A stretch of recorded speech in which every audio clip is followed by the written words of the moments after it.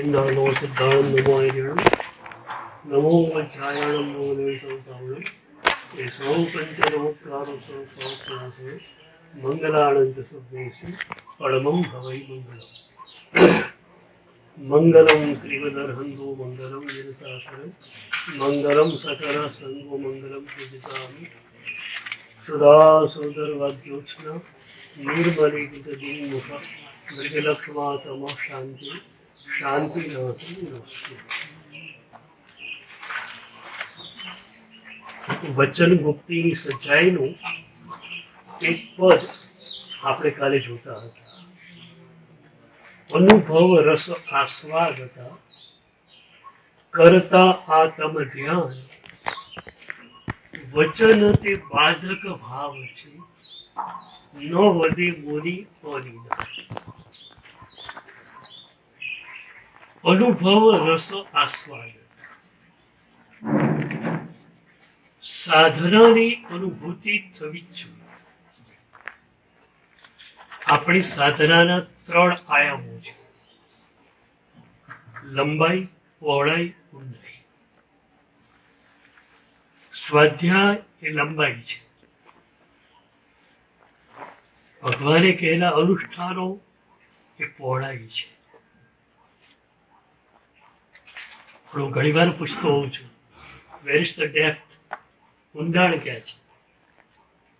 અનુભૂતિ એ ઊંડાણ છે. સામાયિક લેવા માટે એક શ્રાવક બેસે,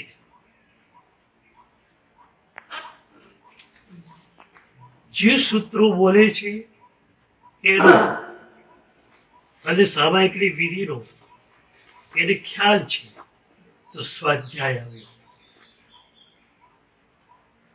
જે રીતે ખમાસવડ દેવાનું છે એ રીતે ખમાસવડ દે. મુપત્તિના પણ 50 બોલ પૂર્વક ભરેલી. આ રીતે અનુષ્ઠાન પરફેક્ટલી અને પ્રોપરલી કરે તો બીજું આયામ આવી ગયું. પણ સમભાવ ન આવે, ઊંડાઈ ન આવે. એટલે આપણી પાસે સ્વાધ્યાય છે, અનુષ્ઠાન છે, અનુભૂતિ નથી.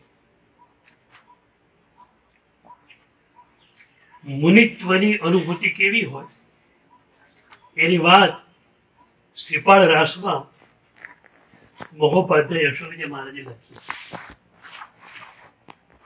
શ્રીપાળ રાસ વિનય વિજય મહારાજે શરૂ કર્યો. એ પોતે કવિ હતા. કથા રસ એમણે સરસ જમાવ્યો. પણ એમની તબિયત લથડ્યા પછી એમણે એ રાસ પોતાના મિત્ર યશો વિજયજીને આપી દીધો. યશો વિજય મહારાજના હાથમાં કૃતિ આવ્યા પછી એક સાધના કૃતિ બની ગઈ. એક બહુ જ વિશેષતા શ્રીપાળ રાસની છે કે 9 પદોને ઉપાધ્યાયજી મહારાજે ધ્યાનના સ્તર પર ખોલ્યા છે. આપણે 9 પદની ઓળી કરી લઈએ, એક ધાનનું આંબીલ કરીએ, ક્રિયા કરી લઈએ, પણ મજાની વિધિ છે આપણી કે દુહા જે બોલીએ ખમાસવડ વખતે એમાં આખી જ ધ્યાનની વાતો છે.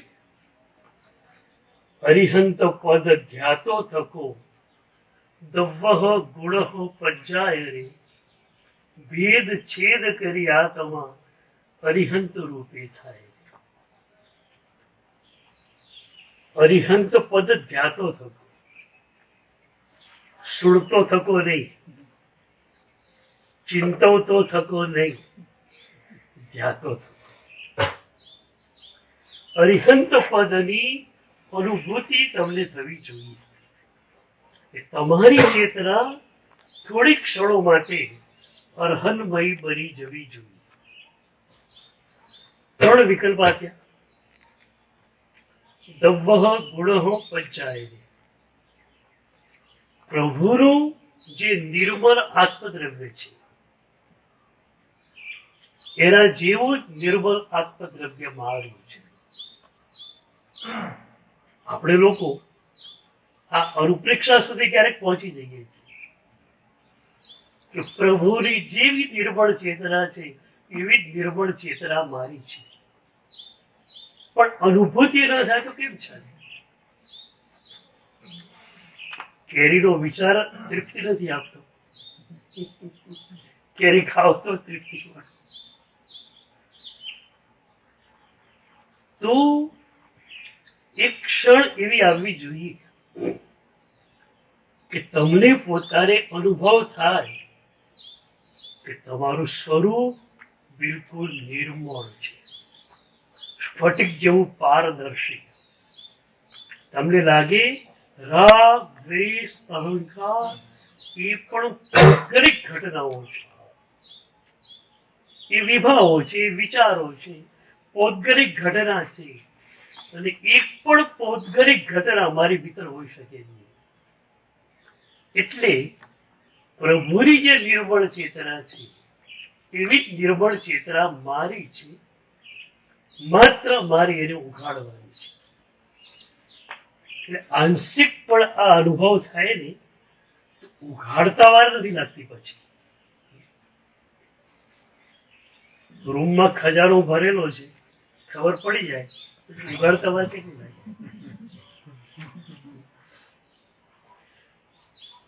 આપણે ત્યાં એક કથા આવે છે, એક શ્રીમંત માણસ,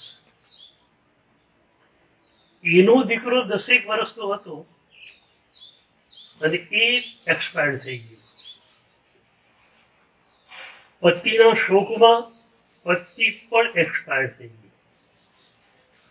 10 વર્ષનો દીકરો રહ્યો, કરોડોની સંપત્તિ. એના કાકા બીજા બધા હતા, થોડી સંભાળ રાખતા, પણ કેટલાક તક સાધુઓને લાગ્યું કે આપણે મત છે, કરોડો રૂપિયા આની પાસે છે સંખ્યાનું. એ જુગારના પીઠામાં લઈ ગયા, દારૂના અડ્ડામાં લઈ ગયા, અને એ રીતે એને વ્યસનોમાં ચકચોર કરી નાખ્યો. એના સંબંધીઓ ઘણું સમજાવ્યું, પણ ચસ્કો લાગી ગયો. એ જુગારમાં પોતાની બધી જ સંપત્તિ હોમી બેઠો. હવે એક પણ પૈસોની તિજોરીમાં નથી. બધા મિત્રો ભાગી ગયા, હવે કઈ છે નહીં આના. હવે છોકરો વિચાર કરે શું કરવું મારે? 3-4 વર્ષ વધી ગયા, 14-15 વર્ષની ઉંમર થઈ એની. શું કરવું? એટલું બધું ભણેલું નથી કે કોઈ બીજું કોઈ હુનર કરી શકે, ઉદ્યોગ કરી શકે. તો પેટ તો ભરવું. તો વિચાર કર્યો, મોટી હવેલી છે વેચી નાખું, નાના ઘરમાં જતો રહીશ, અને હવે એક પણ વ્યસનમાં જઈશ નહીં. જે પૈસા મળશે એમાંથી ધંધો કરીશ અને આરામથી ખાઈશ પીશ. એટલે હવેલી વેચવાનો એને વિચાર કર્યો. એના પેલા અંકલને ખ્યાલ આવી ગયો. અંકલે એને બોલાયો ખાનગીમાં કે બેટા તું હવેલી વેચવા ધારે છે. અંકલ શું કરવું પણ? એક તો પ્રતિષ્ઠિત વ્યક્તિનો દીકરો છું કે હાથ માગવા તો જવાનો નથી, ક્યાંય હાથ લાંબો કરવા જવાનો નથી, તો પેટ કેમ ભરવું? બીજું કઈ છે નહીં મારી પાસે, બધું જ ખતમ થઈ ગયું. તો અંકલ કહે છે, જો તારા પિતા બહુ ડાયા હતા, તિજોરીમાં જે હતું ને તો બહુ ઓછું હતું, બીજું અપાર ધન એમણે દાટેલું છે, અને મને કહેલું છે કે છોકરો કટોકટીમાં આવે ત્યારે એને કહેવાનું. હવે પહેલા તું પ્રતિજ્ઞા લેતો હોય કે કોઈ પણ વ્યસનમાં તું નહીં જાય. આ બધા મિત્રોને તું ઓળખી ગયો, એક પણ મિત્રની સોબત તું નહીં કરે, આવું નક્કી કર તો હું તને બતાવું તારો ખજાનો ત્યાં છે. એવા પણ હોશિયારી કરે છે અંકલ, એક જ ખજાનો બતાવે છે, ઘણા ખજાના દાટેલા છે. મારા પિતા આટલા દીર્ઘદ્રષ્ટા હતા, ખજાનો દાટીને ગયા છે, ક્યાં છે? તો કે જો આજે સવારે 10 વાગ્યા તારી હવેલી ઉપરની જે ધજા છે એનો પડછાયો જ્યાં પડે ને એ જગ્યાએ તારે ખોદવા. કુદરતી આ જ દિવસ આવી ગયો છે જે દિવસે આપણે કહેલું હતું. તો સવારે 10 વાગે ધજાનો પડછાયો પડે ત્યાં તારે ખોદકામ કરવાનું. તો સોના મોરના ચરુ દાટેલા મળશે. એક બે નહીં પણ સેંકડો. આ સાંભળ્યા પછી પેલો છોકરો શું કરે? મજૂરને લઈ જાય કાળો ગોદવા. હવેલીનું બારણું બંધ કરી અંદરથી મંડી પડે અને ખજાનો મેળવી લે. આપણને ખબર છે કે અનંત આનંદ આપણી ભીતર છે, કેટલી વાર સાંભળી. પણ એ ખજાનાને હસ્તગત કરવા માટે શું થયું?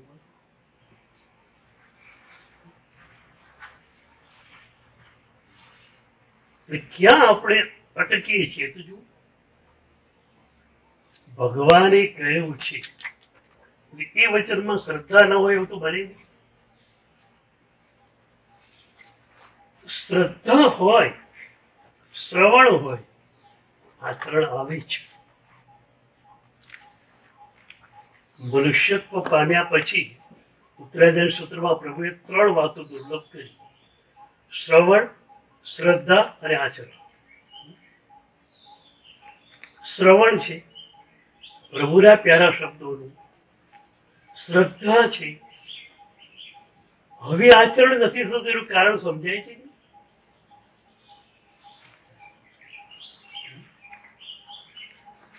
કાં તો તમે નિષ્પ્રિય છો તમારા ભીતરી ખજાનામાં. મોક્ષમાં જઈશું ત્યારે ખજાનો ખુલવાનો જ છે ને. અત્યારે શું ચિંતા? અત્યારે રતિ હરતીમાં જીવી લો, ત્યાં ક્યાંથી રતિ હરતી મળવાની?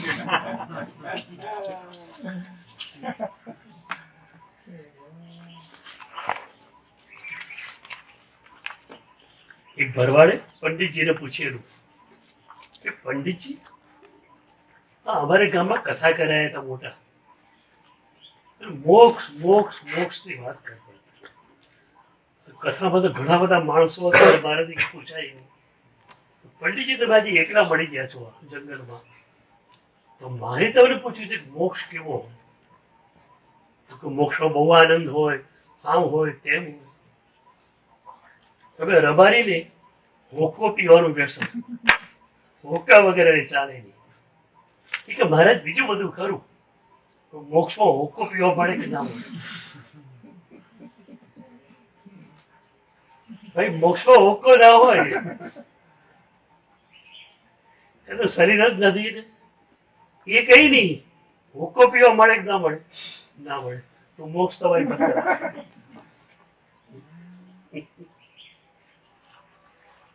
આપણે ક્યાં અટકીએ છીએ જુઓ તો ખરે.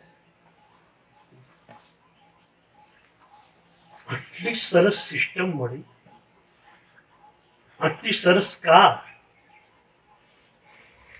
શોફર તરીકે ગુરુ, તમે જ્યાં ઈચ્છો ત્યાં પહોંચી જાઓ.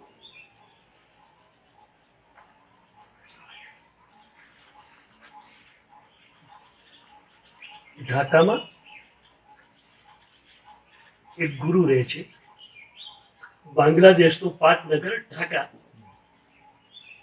અને એનાથી 150 કિલોમીટર દૂર જંગલમાં એક આશ્રમ છે, એમાં એક યોગી રહે છે. એક ક્રિયા યોગના માસ્ટર છે. એક અમેરિકન યોગનો મુમુક્ષુ હતો. એ ઇન્ટરનેટ પર સર્ફિંગ કરતો હતો. ત્યારે ક્રિયા યોગના નિષ્ણાત તરીકે આ યોગીનું નામ વાંચ્યું.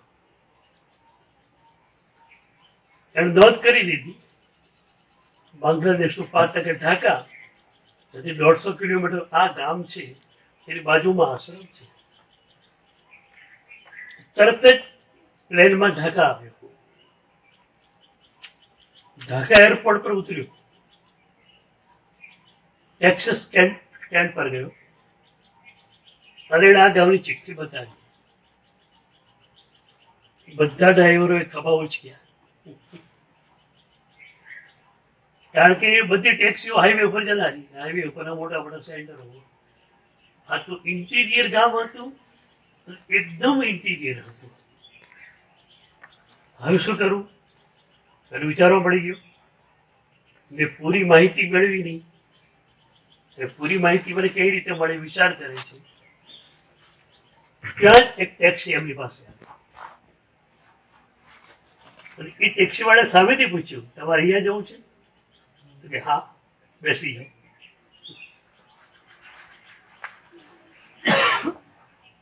પ્રોફેસર એમાં બેસી ગયા. ટેક્સી ચાલી. 10 કિલોમીટર પછી તો એકદમ ઇન્ટિરિયર રોડ, ખાબડ ખુબડ રોડ, મેટલ પણ ઢાંકેલા નહીં, ખુલ્લા મેટલ્સ. એમ કરતા કરતા માંડ પેલું ગામ આવ્યું. અને એ ગામ પછી તો જંગલ જ હતું આખું. જંગલમાં તો ખાલી રસ્તા જેવું પણ નહોતું. બરોબર પેલા શોફરે ગાડી પેલા આશ્રમ પાસે લાવી મૂકી. અને પછી શોફરે કહ્યું, તમે આરામથી અહીંયા રહો, નાવ ધો, નાસ્તો કરો. પેલા ને એમ કે હમણાં નહીં જવાનો હોય ટેક્સી વાળો, હું જરા નાહી ધોઈ આવું, નાસ્તો કરી લઉં, પછી એનું બિલ ચૂકવી આપું. એનું સ્નાન કર્યું, નાસ્તો કર્યો. ટેક્સી વાળો દેખાય નહીં, ટેક્સી પણ નથી, ડ્રાઈવર ન દેખાય. ઘણી તપાસ કરી, ડ્રાઈવર ન મળે. ચલો કે ક્યાંય બહાર ફરવા ગયો હશે, આવશે હમણાં, ગુરુ રીતે મળી લઉં ત્યાં સુધી. એટલે એણે પૂછ્યું કે ભાઈ ગુરુને મળાશે અત્યારે? મળાશે. એ ગુરુની ચેમ્બરમાં ગયા તો જે કાર એની ડ્રાઈવ કરીને આવેલા એ જ ગુરુ હતા.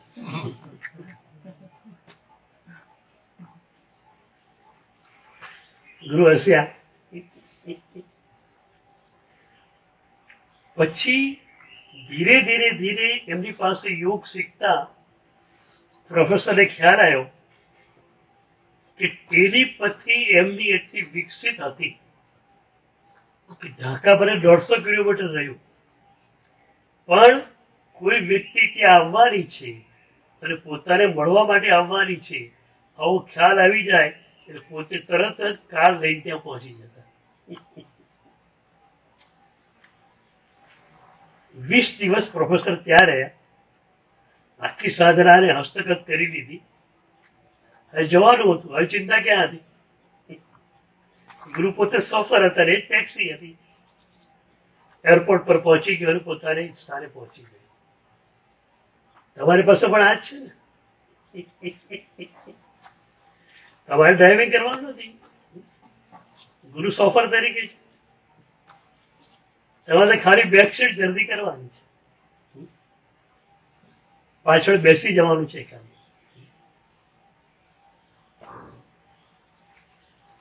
તો અરિહંત પદ ધ્યાતો થકો દવ્વઃ ગુણઃ પચ્ચાય.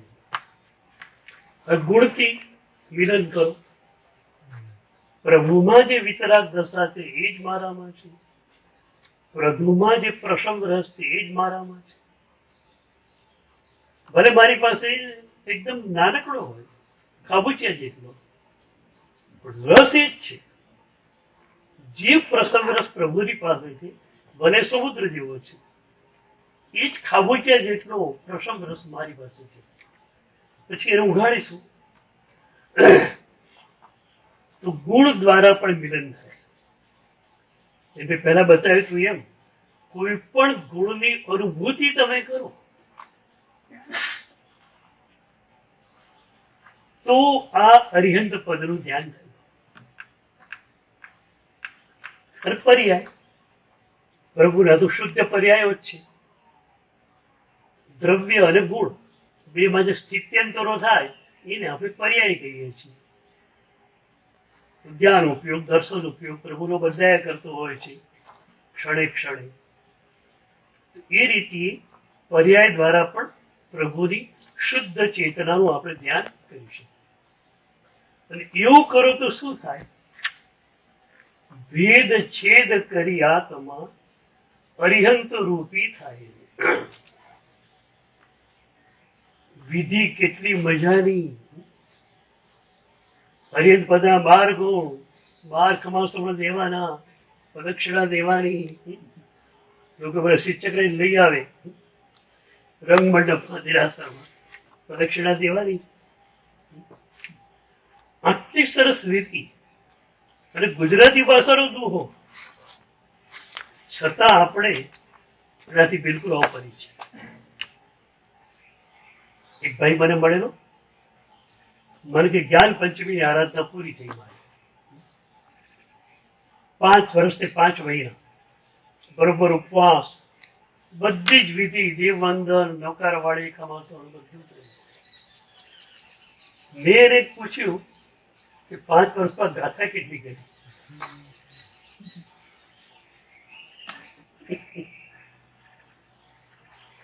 મને કે એ તો ક્યાં વિધિમાં છે.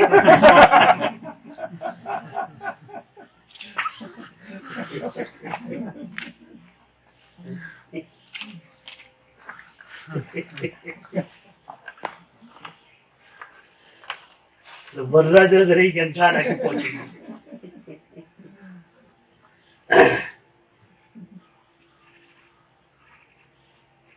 આટલા સરસ અનુષ્ઠાનો છે આપણી પાસે. હવે એનો સ્વાધ્યાય થાય, તરત એની અનુભૂતિ થાય. સ્વાધ્યાય પદની પૂજામાં પણ શું લખ્યું? એ દુહામાં દ્વાદશ અંગનો ધ્યાતા, ધ્યાતા નથી લખ્યું.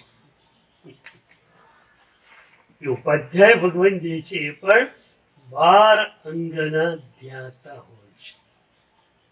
એટલે જ તમને ખબર છે 14 પૂર્વી, પાછળની વયમાં 14 પૂર્વોનું સ્મરણ ન કરી શકે ત્યારે માત્ર નમસ્કાર મહામંત્રમાં આવી જાય છે. કારણ કે નમોમાં આવ્યો અને એ નમોની અનુભૂતિ થઈ, 14 પૂર્વ દ્વારા જે મળવાનું છે એને મળી ગયું. પણ એ ક્યારે? નમો પદ માત્ર બોલવાથી નહીં, નમોની અનુભૂતિ.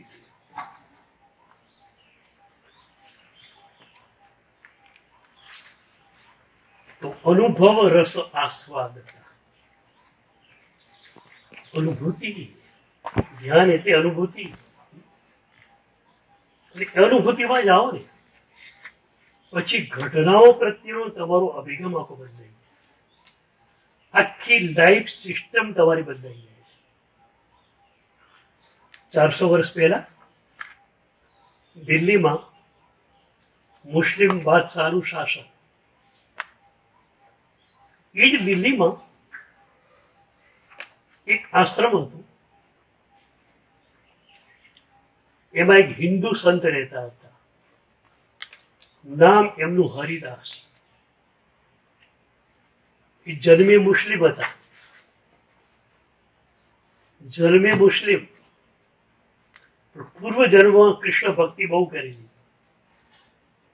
એ પૂર્વ જન્મની ધારા ઉદિત થઈ, કૃષ્ણ ભક્તિના રંગમાં રંગાઈ ગયા, ચુસ્ત હિન્દુ બની ગયા. નામ પણ હરિદાસ રાખી દીધું. એમના આશ્રમમાં ભજન અને કીર્તન ચાલ્યા કરે. કૃષ્ણ ભક્તિના પદો પોતે બનાવે, ગાય, નાચે. બાદશાહને એક જણાએ કહ્યું કે આ મુસ્લિમ છે જન્મથી, અને કાફીરોના જે ભગવાન છે એમના ગુણગાન કહે છે. બાદશાહ કે ચાલે જ નહીં. બોલાયો સંતને. સંત આયા, ઉભા રહ્યા આરામ. સંત કે ઝૂકવાનું છે નહીં બાદશાહને. બાદશાહ કે જે મારી આજ્ઞા છે કે આજથી તમારે કાફીરોના ભગવાનની સ્તુતિ નહીં કરવાની, એના જાપ કરવાના નહીં, નાચ એનો કરવાનો નહીં, એના પર પ્રવચન તમારે આપવાનું. સંત હસતા ને બાદશાહ કે સાંભળો છો કે નહીં? સંતે એટલું જ કહ્યું, હું સંત છું અને ઉપરવાળાની આજ્ઞામાં છું, બીજા કોઈની આજ્ઞામાં હું નથી. એટલે હુકમ, આજ્ઞા, ઓર્ડર માત્ર ઉપરવાળાનો હું માનું છું. 3 વાળા છે, તમને ખબર છે? એક ઉપર વાળો, એક અંદર વાળો, બે બહાર વાળા.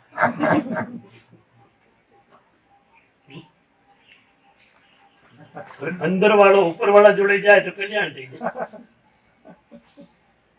બહાર વાળા જોડે જાય તો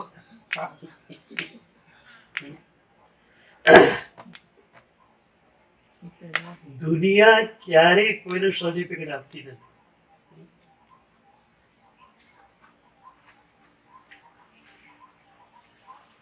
ઘણી વાર કહું કે પ્રભુને રીઝવીએ ને, પ્રભુ રીઝી જાય. તમારી સોસાયટી ક્યારે રીઝવાની નથી.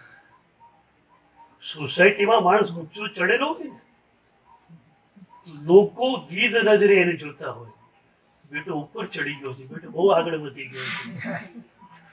એમાં એનો છોકરો કે છોકરી રાત્રે ભાગી ગયા તો જોઈ લો, આખા સમાજના મોબાઈલો ધંધળ્યું, સાંભળ્યું પેલાનો છોકરો ભાગી ગયો. લોકો રસ ક્યાં છે? એ પડે એમાં છે. સોસાયટી ક્યારે સર્ટિફિકેટ આપતી જ નથી. એટલે હવે અંદર વાળા નક્કી કરવું પડે કે ઉપર વાળા જોડે એવું છે કે બહાર વાળા જોડે.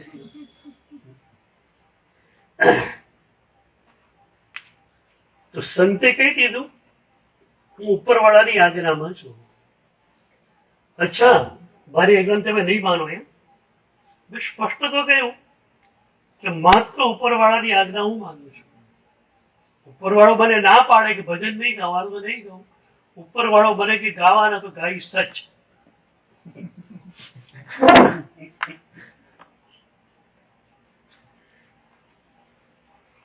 ભાષા ગુસ્સે થઈ ગયા. પોતાના હુકમને ન માને એવું કઈ માણસ જ મળેલો નહીં, આ પહેલો મળે. છેલ્લા સંત છે એ ખ્યાલ હતો કે ફાંસીને માથે એમને ચડાવાય નહીં, એ તો હિન્દુ લોકોમાં હોવા થઈ જાય. પણ એમણે એક સજા ફટકારી. ચાબુક ક્યારે કીધું, ચાબુક ફટકારો. જયારે કે બાદશાહની આજ્ઞા મારીશ, ચાબુક મારવાનું છોડી દેવાનું. ચાબુક મારવા માટે નિયત જગ્યા હતી. ચાબુક સંતને ત્યાં રહી ગયો, પીઠ ઉપર જોરશોરથી મારે છે. લગભગ જે છે ગુનેગાર માણસો રીઢા આવતા હોય એમાં, અને એ રીઢા માણસો જે છે ઘણી વાર ચાબુકના માર ખાઈને પણ ખતમ થઈ જતા હોય છે. એટલા જોર જોરથી પેલો મારતો હોય. આ સંતની કાયા તો એકદમ કોમળ હતી, એકદમ નાજુક. 5-7 ચાબુક પડ્યા. ચાબુકે પૂછ્યું, બાદશાહની આજ્ઞા માનશો? નહીં. બીજા 2-3 ચાબુક, અને સંતનો દેહ નીચે ઢળી પડ્યો. હવે આનો અનુભવ એવો હતો કે લગભગ જોશથી ચાબુક માર્યું એટલે માણસ મરી જાય. એટલે એને માન્યું કે કદાચ સંત પણ મરી ગયા. પણ સંત આખરે તો પવિત્ર પુરુષ છે, એમનું દેહ પણ પવિત્ર કહેવાય. તો યમુના નદી બાજુમાં જ વહેતી હતી. તો ચાબુકિયાએ સંતનું આખું શરીર યમુના નદીમાં પધરાવી દીધું. બાદશાહને આવીને કહી દીધું કે સંતે તો કોઈ હિસાબે તમારી આજ્ઞા માનવાની હારી પાડી, ચાબુકથી મરી ગયા. બાદશાહ કે વાંધો નહીં.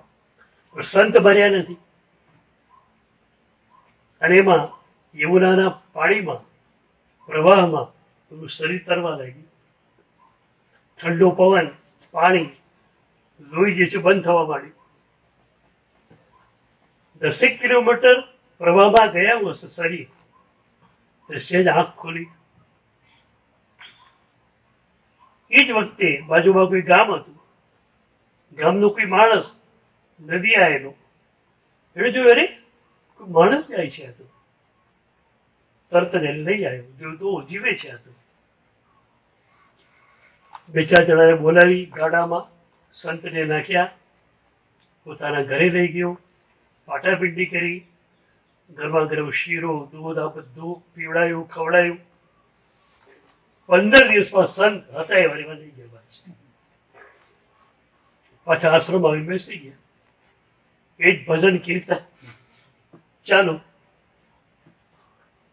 અને બાદશાહને સમાચાર મળ્યા કે જે સંત મરી ગયેલા હતા ને એ પુનર્જીવિત થઈને આવી ગયા પાછા. બાદશાહ ગભરાણો થોડો કે એના ભગવાન ચમત્કારિક લાગે છે. મરેલો માણસ જીવતો થઈ ગયો તો હું જીવતો છું, મને મારી નહીં લાગે ને એના ભગવાન.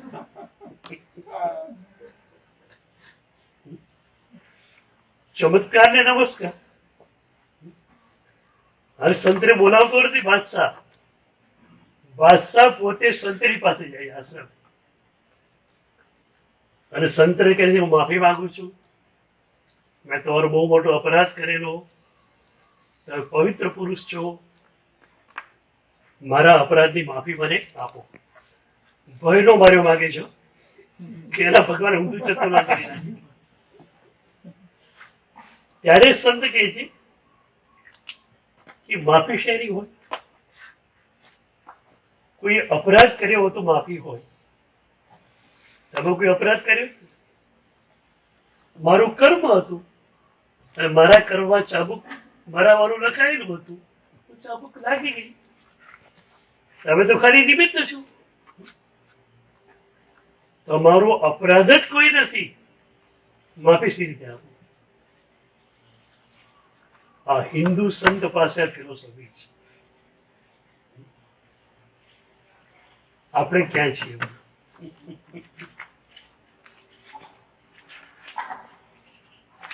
કોઈ ગાળ બોલે, મારું કર્મ ઉદયમાં આવ્યું છે.